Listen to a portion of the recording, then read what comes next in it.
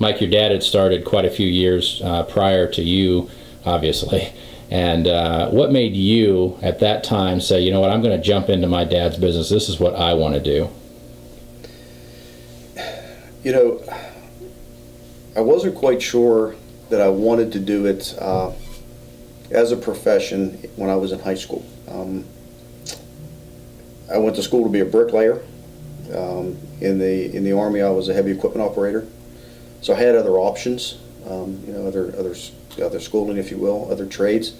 But overhearing my dad say one day to my mother, you know, retirement's coming soon. I hope one of the kids decide to take it over.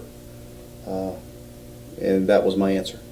Was, you know, hearing something that I probably wasn't supposed to hear, and that was a turning point for me. What's been the biggest enjoyment that you've had or pleasure owning your own business for this many years, maybe even being the second generation cleaner? I want to say carrying on my dad's name, for one. You know, I wish he would have been able to be alive to be able to see where we are today from where he started. One of the freedoms I really like is if you're having a bad day, you can sometimes just quit and go home and, you know, restart.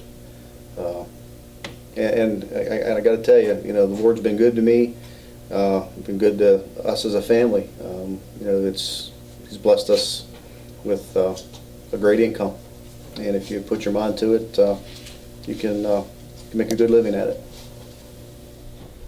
Mike, you've been in business for 30 years yourself. What's been the biggest challenge running a successful business? Finding good quality employees. Mike, you're from Uniontown, Pennsylvania, and that's obviously a cold weather state. You get snow here. Mm-hmm. So what's an advantage of working in a cold weather state? Time off.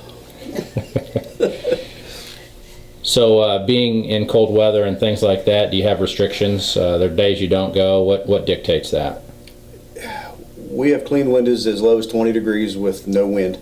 But once the wind picks up, and even with, I use a lot of windshield wiper fluid, you know, methanol, that type of thing. Sometimes you're just battling the cold and the ice, and it's just not worth it. So what's the degrees again? 20 degrees. 20 degrees. Yeah. Okay. Mike, being in the business 30 years, do you have a favorite tool or brand that you like to use? I do. I have a combination of a Unger Ninja handle and a Sorbo channel. That's my number one tool. And with that, what's your favorite rubber? I give them all a chance, and I really don't have a favorite. I actually go by which ones are on sale. Okay, very good. Mike, the term window cleaner could be used negatively at times, could be used positively. You hear all types of things. How do you view the term window cleaner? Well, over the years, you get a lot of negativity.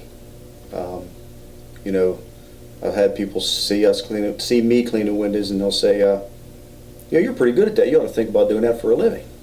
You know, and they don't really know that is what I do for a living. You know.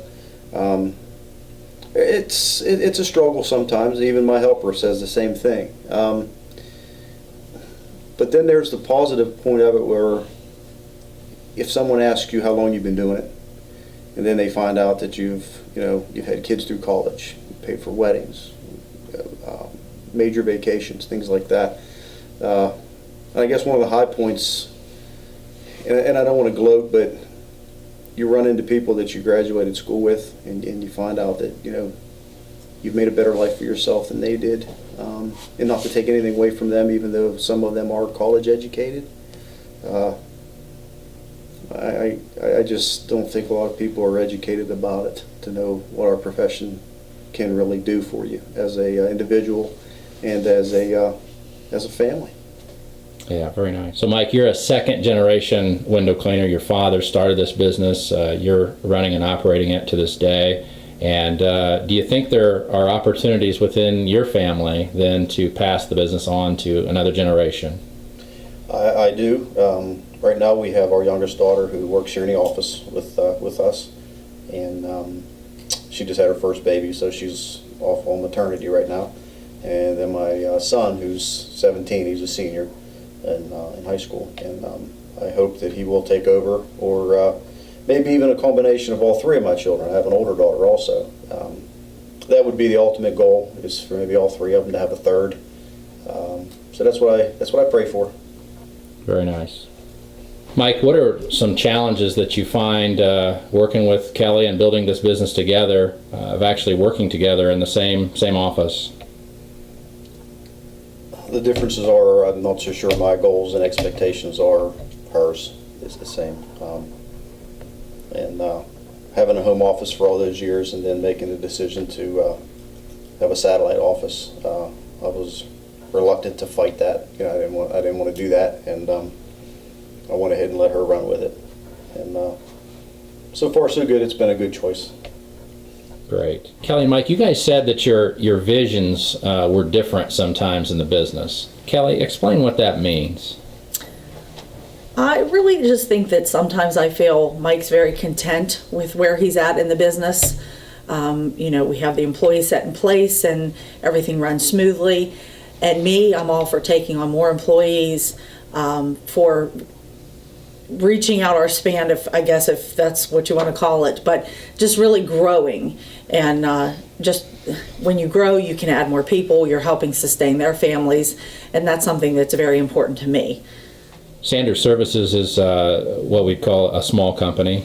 You got 5 employees, I think, nine employees. Mm-hmm. And so that size of company, we would consider it small. What do you contribute, though? How do you think that has had an impact on the business? Keeping a small, close-knit control over the employees, how do you think that has helped either the profitability and just the longevity of your business? I really think small numbers make for quality work opposed to quantity.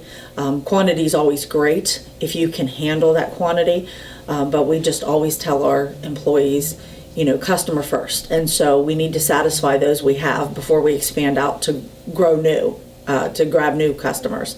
And so our employees are very good at what they do, and they do have a one-on-one relationship a lot of times with the business owners. And so I just think customer service and, of course, that quality. Very nice. Mike, are you a subscriber to, not to put you on the spot, but are you a subscriber to the American Window Cleaning Magazine? I am, yes. How long have you been a subscriber? Well, I just recently re-upped my subscription, I believe two issues ago. I had been a subscriber for years, and I actually don't really know why I let it go by the wayside. I might have thought maybe they had folded, you know. And I think I saw it online one day, and I wanted to re-up again. And now since it's got new owners, I'm anxious to see where the Drapers take it.